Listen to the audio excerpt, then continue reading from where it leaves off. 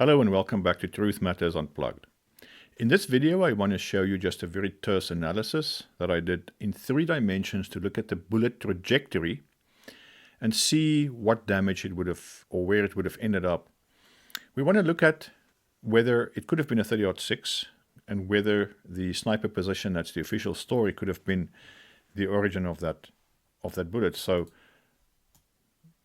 we're going to look at this analysis, and I'm also going to talk a little bit about some other questions we have. So let's begin.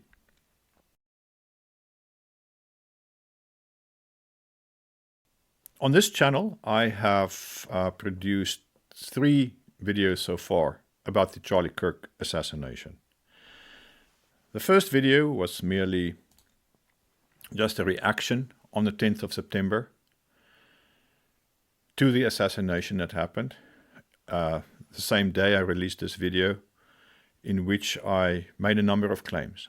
I stated that, in my opinion, this was a future president of the United States that has been assassinated. So it is, in my mind, a presidential assassination, even though it was not a current president, but it would have been a future president. I also stated that this plot would backfire because it has simply created a martyr. And when you create a martyr, you actually amplify what they stood for. You don't silence the Christians or the conservatives, which would have been the objective here. This also led to a massive TPU expansion. Turning Point USA saw from a number of branches in the 2000s to a 60,000 number of branches within just a few days. And I don't know where the statistics are now, but I believe they're growing out of their seams. There's also been a great revival that came from this. And the other thing that I mentioned in the video is that Charlie's mission and vision will now be greater and now live forever. And finally, I said that getting rid of one of Charlie will result in the uprising of 10, 100, 1,000, maybe more Charlie Kirks, who will do and continue the work that he has done. And we're already seeing that happen, as many people are now speaking on campuses, more than just Turning Point USA. The second video I made was a rebuttal to Peak Prosperity's video that got a lot of attention. Many prominent channels on YouTube and on X and handles on Instagram took his investigation and ran with it. And basically, I heard some channels even say that the official narrative of the FBI and the DOJ has collapsed because of Chris Martenson's video. In his video, he came to some conclusions after an analysis that he did, saying that Tyler Robinson could not have been the sniper. He said it was a high-powered rifle that hit the victim, but it could not have been Tyler Robinson, and it could not have been a 30-06.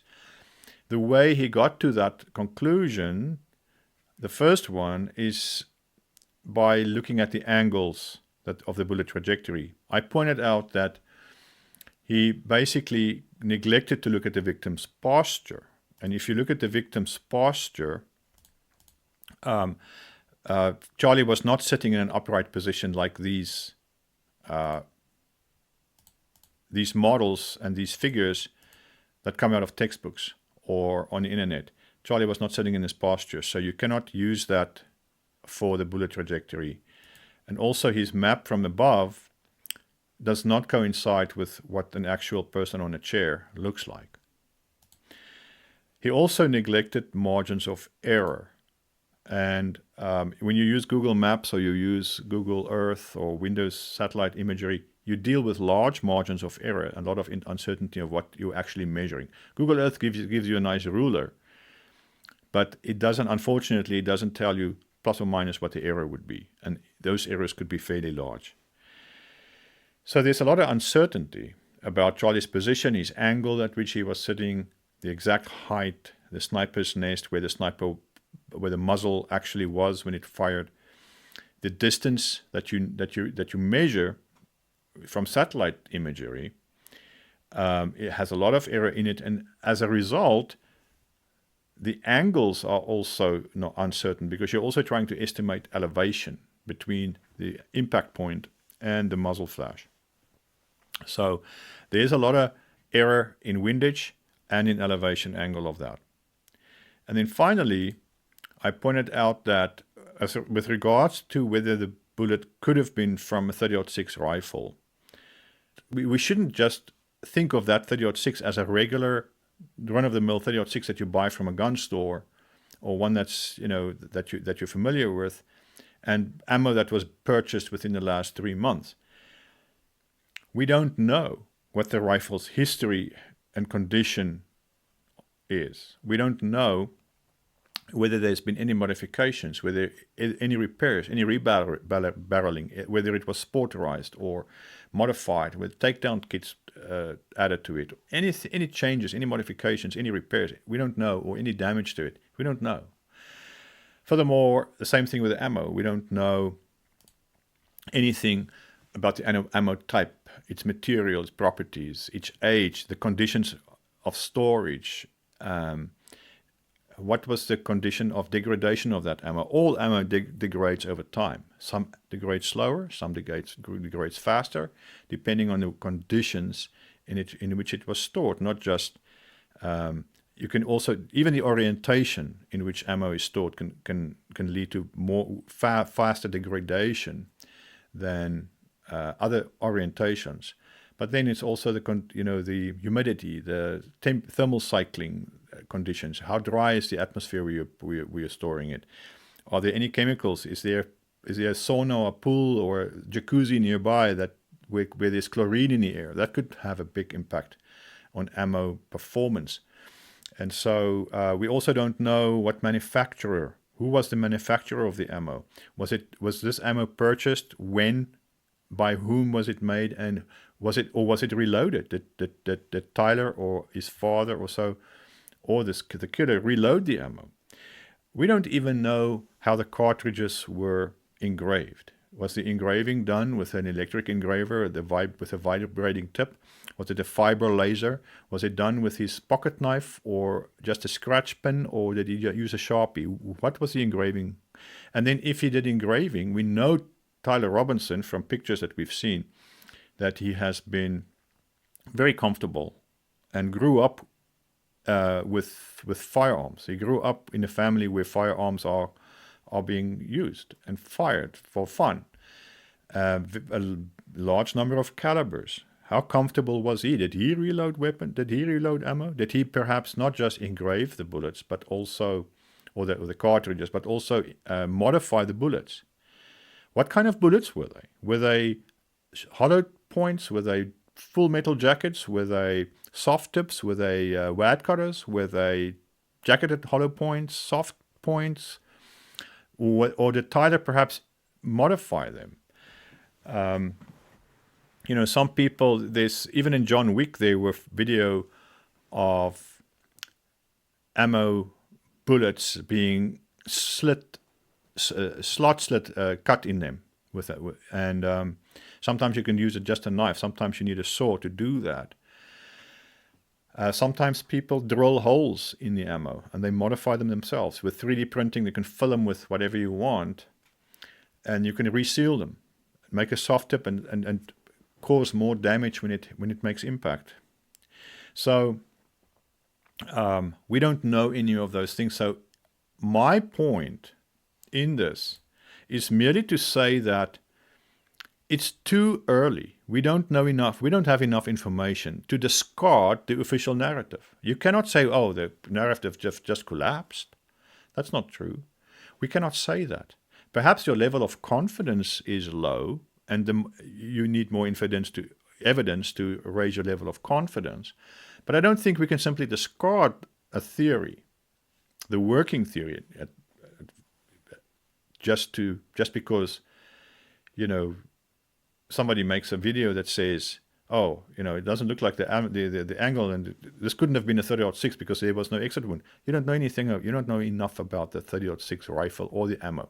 Okay, I'm not saying Tyler Robinson was the killer. I'm not saying that I'm 100% certain this was a 30.6. My intent is just to say that we need to remain open and look and wait for evidence to become available. And if it's not, we need to keep looking at other theories. That's fine. Now, what's happened now is there are so many theories, and I'm going to call them hypotheses, about what could have happened on September 10th and led up to it.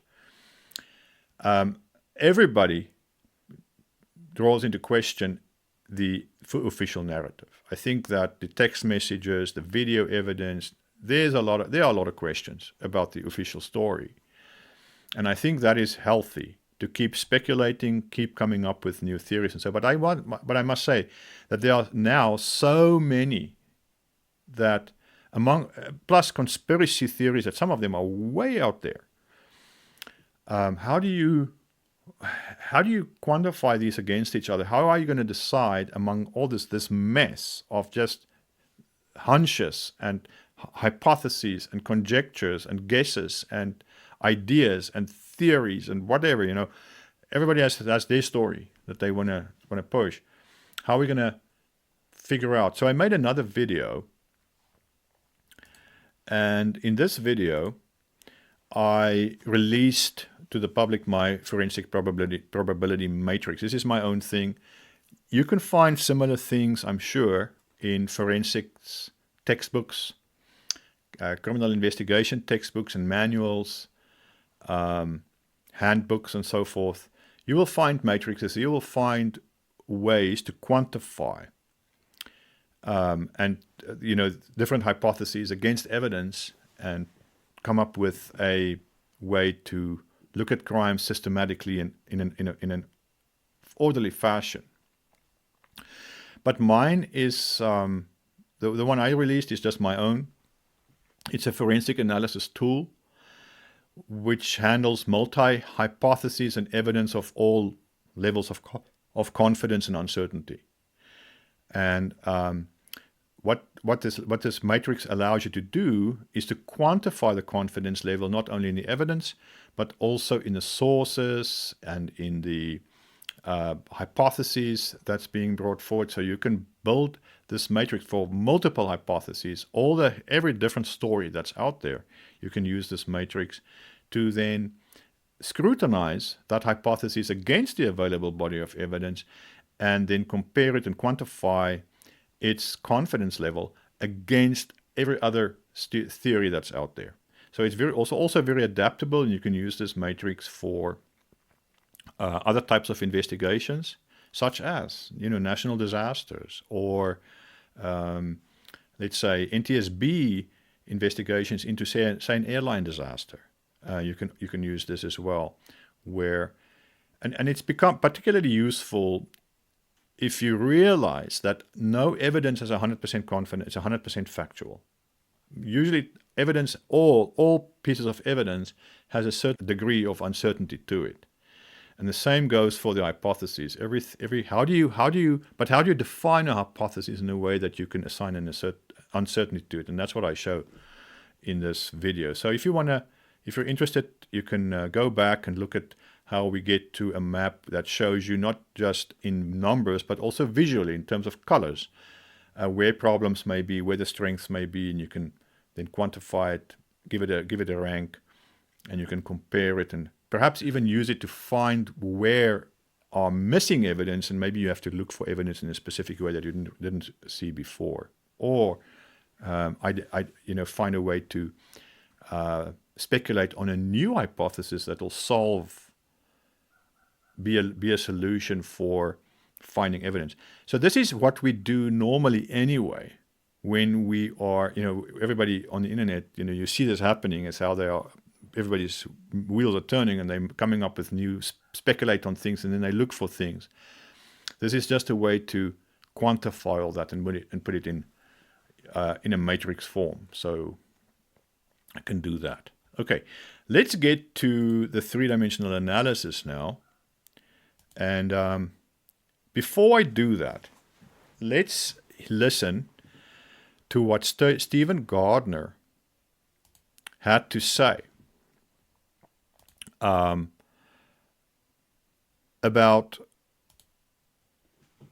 the bullet and the damage it did to Charlie. So here is a clip that I would like to play for you, because this is important before we move to the next been on the show before slides. For the Trump Butler shooting, did an excellent analysis. I've been digging in with witnesses, my contacts, and people close to Charlie Kirk that I know have these details. Okay, here's what I've gathered. The injury to Charlie Kirk's neck starts at the C2 neck vertebrae. Now, many have been trying to guess based on the bullet hole where that was. Now, I've been able to speak with several people that are connected to law enforcement, connected to the state of Utah, connected to Turning Point USA. So here's what I've gathered. The bullet crashed through C2, 3, 4, 5, and 6, sadly, completely destroying Charlie Kirk's spinal cord.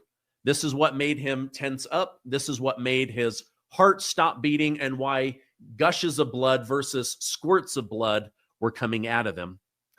The doctor found the main portion of the bullet near his T1 thoracic vertebrae, so near the spine, down where the neck vertebrae connect to the upper back vertebrae. Now, this person that I spoke with did not know whether the bullet was a 30-06. That was not shared. They just referenced it as a bullet. Also, near T1, but not next to the bullet, were multiple fragments of the bullet.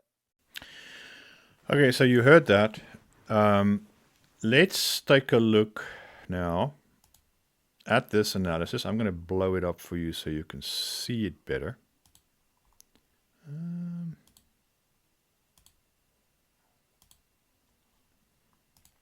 Okay, that's better. You can still see me.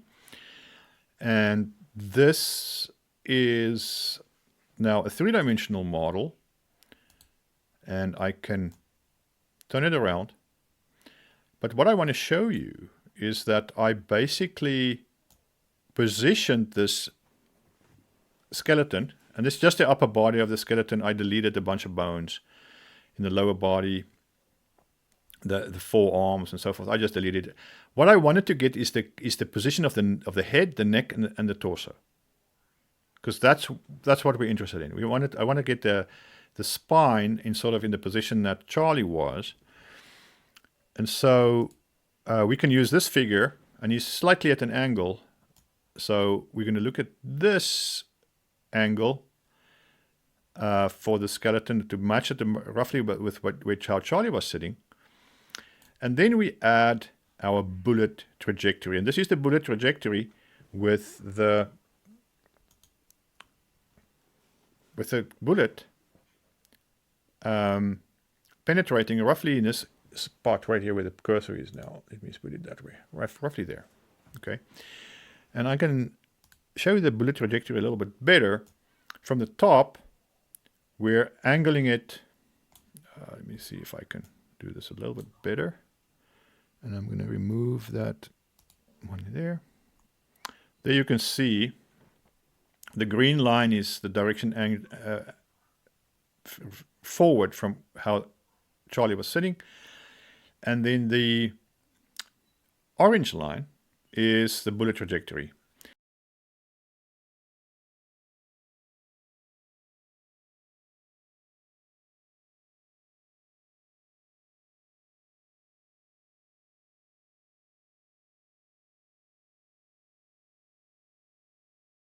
Okay. Now you can look at this in different angles. We can do it for 10, 7, 8, because remember I said we have margins of error.